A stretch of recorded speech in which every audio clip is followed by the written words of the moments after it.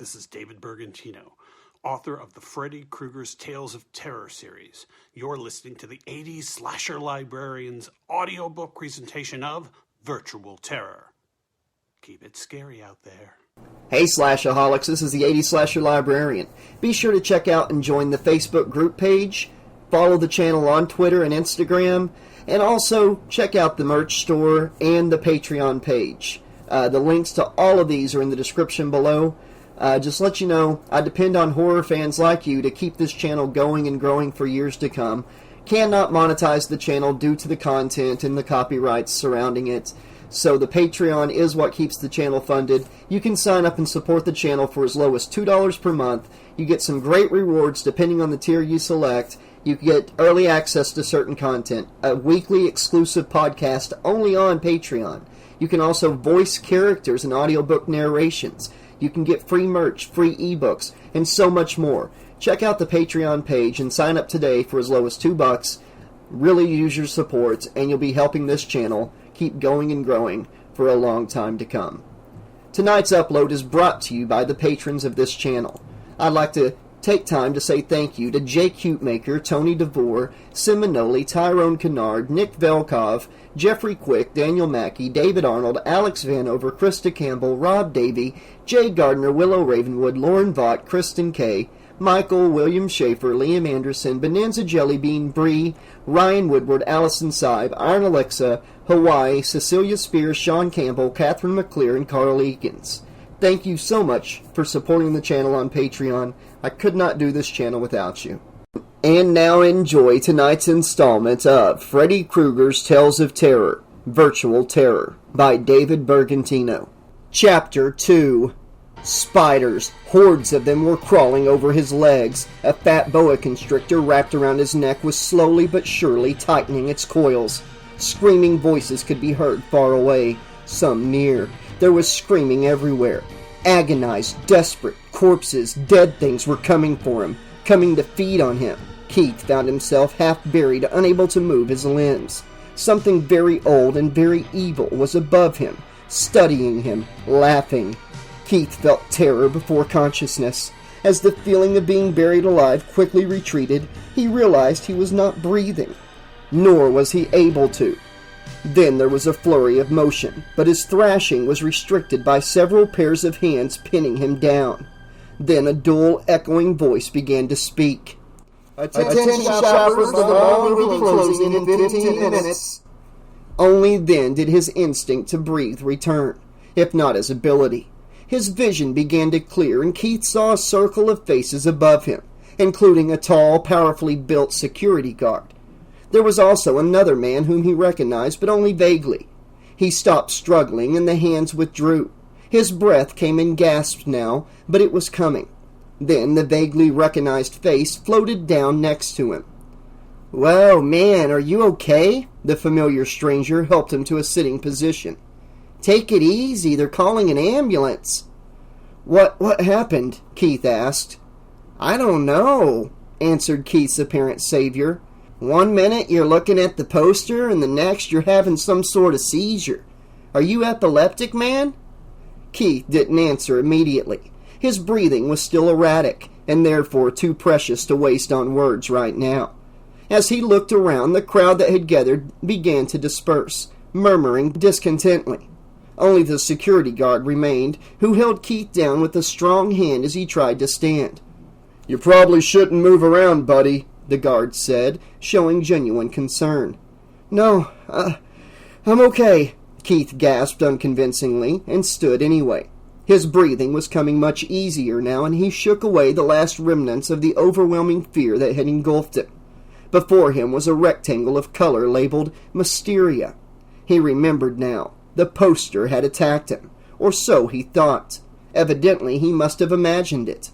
"I gotta go. My friends are probably waiting for me." "You don't look so good, buddy. You should wait for that ambulance." The security guard looked worried. He must have been. He was the last of the crowd that had been surrounding Keith when he came to. "No. Really, I'm okay," Keith insisted, this time more believably. It was just something I ate. My friends will take me home." Still, the security guard remained unconvinced. Look, I'm up and walking. Heck, maybe someone's having a heart attack or a stroke somewhere else in this mall. This is a false alarm, honest. The security guard considered Keith's words for a minute, then reluctantly picked up his walkie-talkie and called off the ambulance. Shuffling away, the guard now appeared aimless. Only Keith and Mel remained at the pushcart. That was incredible. The clerk seemed excited, as if he had seen a UFO land in front of him rather than the unexpected collapse of a customer. Keith figured the crowd, the security guard, and the cashier had seen too much so-called reality television. Apparently everyone had hoped for a dramatic and bloody ending rather than Keith's quick recovery. Well, sorry. Keith wasn't sure whether he was apologizing for his collapse or its ultimate lack of drama. See ya, Keith said as he started to walk away. Hey, wait, Mel called. Keith stopped and glanced back. I feel, kind of responsible. Let me make it up to you. With that, the clerk picked up Mysteria and handed it to Keith. Whoa, that's totally not necessary, Keith said, refusing the poster. Mel continued to push it toward him. Look, man, it would make me feel better, please? Keith was about to refuse again, but the words seemed to stick in his throat. The cashier sincerely wanted to make amends. As unnecessary as that was, Keith couldn't bring himself to disappoint him. He took the poster. The instant he touched the frame, a sick feeling formed in the pit of Keith's stomach. He had to fight the urge to vomit, and worse, the urge to smash the poster to the ground. But he didn't want to insult the clerk. He also knew he couldn't just take the poster, so he reached for his wallet. Mel stepped back. No, it's on me, really.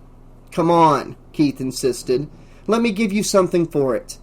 He searched his wallet and came up with $10. The poster actually cost a lot more than that, but Mel was going to give it to him for free anyway. At least it was something. Mel just stared at the money that Keith held out. He could tell the cashier wanted to take it. Go ahead, I know it's not enough, but let's just call it even, okay? Mel hesitated another moment. Then he slowly reached for the money.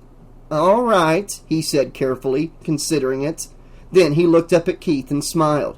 It's a deal. Good. Keith was relieved. By now, he really wanted to leave. Can you give me a bag for this? I don't want it to break. Actually, he didn't care remotely about the poster, but it was beginning to feel like an iron in his hands, getting hotter by the minute. Sure thing, man, chirped Mel. He spun around and put the money on the pushcart and fetched a bag from the compartment underneath. Deftly, he grabbed the poster from Keith and bagged it. When he was finished, he handed it back. Since it was insulated by the paper bag, Keith couldn't feel any heat from the poster. But what had he felt? Obviously, Mel had noticed nothing unusual. Keith wondered if he was coming down with the flu. Well, thanks for not wanting to sue Virtue Illusions, Mel told him, obviously relieved. Seeing Keith's confusion, Mel explained, some people think these posters can bring on epileptic seizures or something. That's what I thought had happened. Now, Mel's reaction made sense to Keith. If by giving away a poster, Mel could ward off a lawsuit, then this company would consider him a model employee. Don't worry about it, Keith told him. The thought never crossed my mind. Anyway, thanks for the poster. Keith turned to walk away, but Mel stopped him again. Wait a sec, man. Do you believe in fate or karma or astrology? Stuff like that? Not particularly, Keith answered impatiently. He really wanted to go home and crash. I'm into that stuff, said Mel. Most people don't really believe, but it's all real, man. He looked around as if a fly were circling his head and said mysteriously, there's all these invisible forces and energies that influence our lives. An aroused smile appeared on Mel's face as he patiently explained to Keith, you see, maybe your reaction to the poster was fate, like you were meant to have the poster. It sure got your attention. I mean, maybe it's better if a gorgeous chick is meant for you instead of a poster, but fate is what it is. It's mysterious, and me giving the poster to you, that's karma. Good karma. I do a good thing for you, and eventually, good comes my way, you know? What goes around comes around. Yeah, Keith thought, it's definitely time to go home. Yeah, well, thanks a lot for the karma, he said as he began to leave. Mel's voice stopped him once more. Speaking of astrology, man, what's your sign? Keith stopped abruptly and turned to stare at the clerk. Oh, brother, he thought. Right now it's exit, Keith replied as affably as he could manage. It was all he could do not to burst out laughing. I gotta meet my friends. As he spoke, he walked backward away from the pushcart. Right, Mel laughed. You're a trip, man, you know that? Keith slapped an I know, sometimes I bust myself up grin on his face, waved and turned around. He casually glanced back as he walked away, and saw Mel putting the $10 into his hip pocket.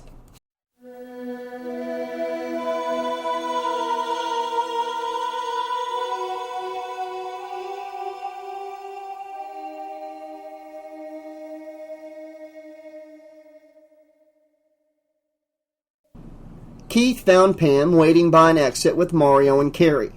They each held a large shopping bag. Apparently Pam, or more accurately the Limited, had made a killing. Sorry I'm late, Keith called out as he approached. We have to go right now, Pam said crossly. I'm behind schedule. If I don't have dinner soon, I won't have time to rest up for my 7 o'clock run. After that, it gets too dark. As you wish, madame, he said, taking her hand.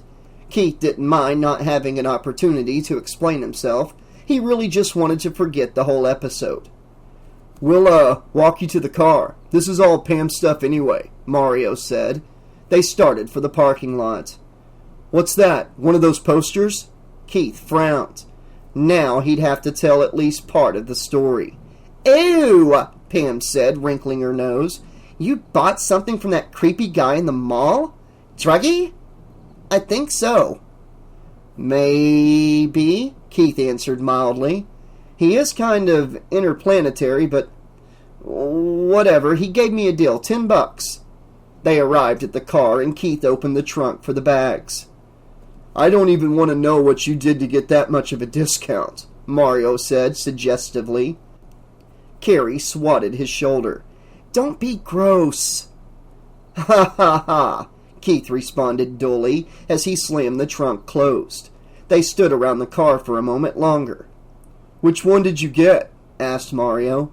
F-15 fighters? No, wait, dinosaurs. That's more your speed. Neither. You guys are going to laugh at me when you find out what I got. Cool, said Mario excitedly, rubbing his hands together. Never pass up a chance to laugh at you. Fess up, what is it? Do they have the posters with naked women? I'd risk a headache to peep that. Carrie wrapped her hands around his neck to gently strangle him. Actually, I don't exactly know what is on this poster. The guy was just going to give it to me for free. All three of his friends looked at him incredulously. No one ever gave things away for free. Reluctantly, Keith explained with a light version of events, telling the others he became dizzy and had to sit down. He didn't want to talk about the strange things he felt or saw. They'd just think he was crazy.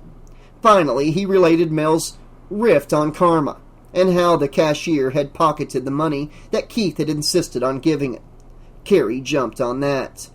That doesn't sound like good karma at all, she said. Sounds to me like he talked you into helping him steal. That's not karma, it's theft. I bet he'll use the money to buy drugs, Pam stated, matter-of-factly. Probably not, Mario told her. Not much you can get for $10 these days. Look, Keith told her. He felt bad and gave me a discount.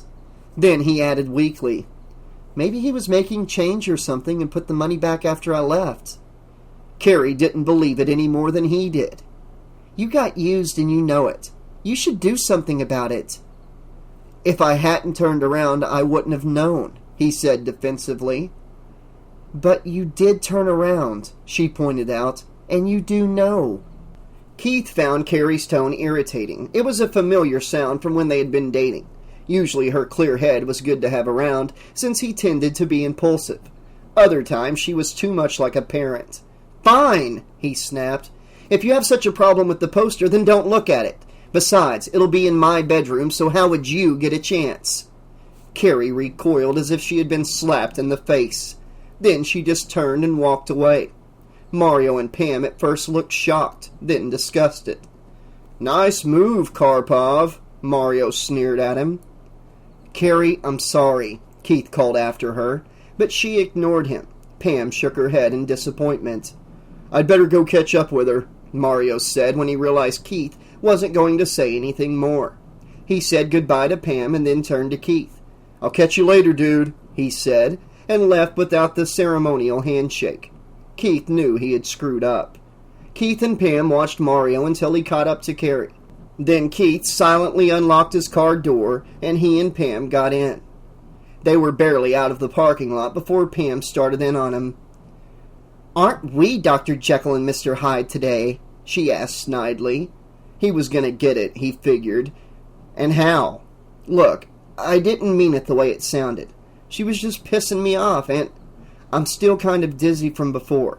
Anyway, it has nothing to do with us. I mean, me and you. Let's forget about it, okay? He braced himself for her next onslaught. Well, okay, she consented, her tone softening. It's just that if it hadn't been for that Freudian slip of yours, I was going to suggest that we double date soon. Really? Keith asked, utterly taken by surprise. Pam had always been jealous of Carrie.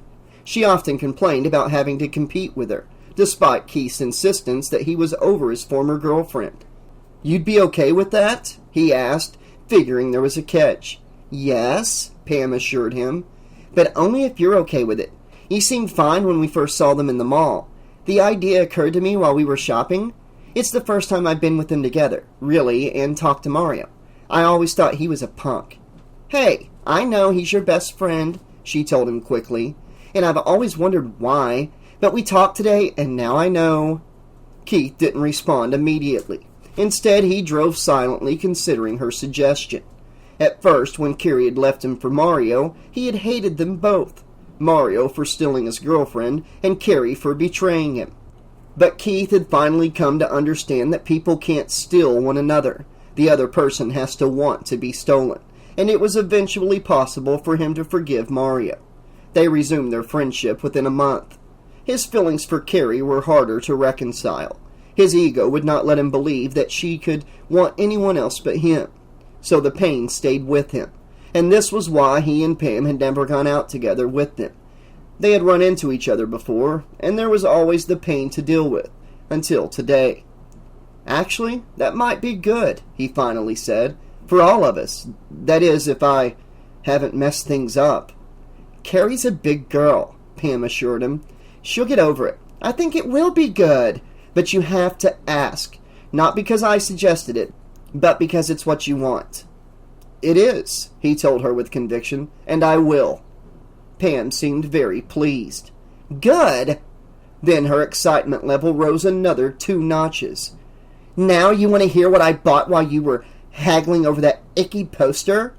Keith laughed. This double date thing must have been important to have preceded Pam's review of her shopping spree. She took her shopping very seriously. First off, I got this way cute lace-trim blouse. It's TDF, she squealed. To die for? Keith snickered under his breath. The blouse is pink and the trim is white. You'll love it. The rest of the way back to Pam's house, Keith listened raptly to her shopping report. He nodded, laughed, and gasped in wonder at all the right places. She had barely finished by the time he pulled into her driveway in the nice section of Springwood. He helped her carry her mall spoils into the house and said hello to her parents.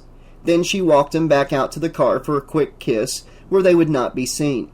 Keith dutifully waited until she re-entered her house before leaving. Driving home down Elm Street, Keith passed the old Thompson house. It was run down and abandoned, though supposedly not quite empty. Rumor had it that Freddy Krueger still lived there. The houses on either side were pretty shabby as well. The only people willing to live along that part of Elm Street were families with low incomes who could not afford proper upkeep. Once the city had tried to demolish the Krueger house in order to invigorate the neighborhood, but a series of accidents some resulting in death, had stopped the project. Keith shivered as he drove past. He always did. A block later, the dingy, unkempt houses gave way to trim lawns and new paint jobs. A few blocks more and Keith was home. After he parked, Keith took Mysteria up to his room. Posters of all sorts, framed and unframed, already covered his walls. It almost gave him an excuse not to put up the new poster after all. He didn't even know what was in it. In the end, he decided to challenge himself by attempting to discover the image that lurked in the colored dots. So to make room, he took down an old one taped near the closet door. From the garage, he brought up a toolkit and pulled out a hammer and one large nail. His mother didn't allow him to put nails in the walls, but she never came into his room anyway. That was one of the good things about his mother. She pretty much left him alone and respected his personal space. He even had his own phone line, which she never touched when he wasn't home, agreeing instead to let the answering machine in his room pick it up, as long as he didn't run up exorbitant phone bills, which he didn't. She allowed him the privilege of a private line. Keith removed Mysteria from the Virtual Illusions bag slowly, looking at its colorful surface. He braced himself for the terrible pseudopod of a burning sensation on his hands. Neither happened, but he felt an immediate tightness in his chest. Maybe he was coming down with the flu. Then Keith found himself remembering the pushcart cashier stuffing the money into his pocket and his own argument with Carrie. A nagging fear dawned on him. Maybe he shouldn't have bought the poster. It wasn't the money. He suddenly feared that there was something wrong with the poster itself, something that had caused his strange visions. Then he knew it with a terrible certainty and dropped the poster as though it were a dead animal. His feeling of dread retreated immediately. He could breathe normally. Whatever he had just felt, it was gone now. Keith picked up the poster. Holding it against the wall, he guessed at where to put the nail. His breath hitched again, and he felt dizzy, so he set the poster down once more. After a few deep breaths, he returned once more to the increasingly difficult job of hanging the poster. Determinedly, he held the point of the nail against the wall. Holding the hammer in his right hand, he drew it back and solidly struck the nail twice. Strong, steady hammering was better than little taps, he had read in a carpentry book. Keith readied the third blow, preparing to put all his strength into it. He swung, but this time he missed the nail entirely. Instead, he struck the back of his left hand. There was a crunching sound and a great deal of pain. Keith yelled and dropped the hammer. It fell squarely onto the center of the poster. Metal connected with glass, and the hammer simply bounced off. The force knocked the poster forward, and it fell face down. Keith fell back onto his bed, thrashing in agony. Finally, he was able to sit up and examine his hand. He stared at the perfect black circle, slightly larger than a quarter. The rest of his hand had turned a frightening shade of purple. The fingers would not move.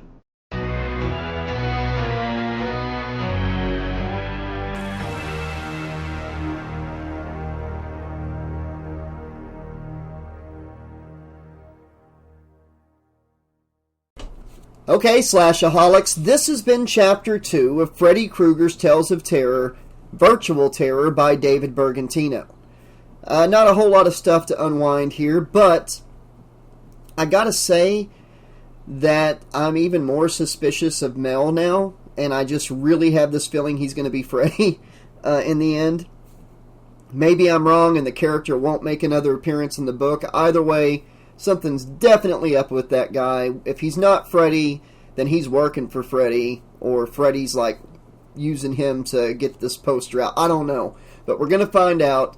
David, if you're listening, if I'm probably like way wrong, and you're probably like, you don't know. But I'm guessing Mel is pretty suspicious. Anyways, I gotta say, Carrie, Pam gets on my nerves completely. But it's obvious Carrie got hurt because maybe she's still got some feelings for Keith.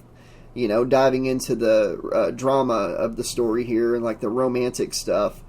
But I don't know. Anybody else with the story so far thinking that these two couples going on a double date is just a recipe for disaster? I'm curious to see if that happens in the book. But after this little outburst between Carrie and Kevin, and the whole, it's in my room, so how would you ever see it thing, and then her storming off. I don't know, that seems like that, yeah. Anyways, kudos, David, for the Elm Street references in the Thompson house. Really cool, creepy scene there. Really appreciate that throw-in. And I'm really digging how this poster, how it's like he's like reacting to it. And I can't wait to dive into this book even more, which I'll do very soon. I'll be back really soon with more of Freddy Krueger's Tales of Terror, Virtual Terror by David Bergantino. Until then, this has been your friendly neighborhood 80s slasher librarian saying, thanks for listening, be excellent to each other, and as always, pleasant dreams! See you next time.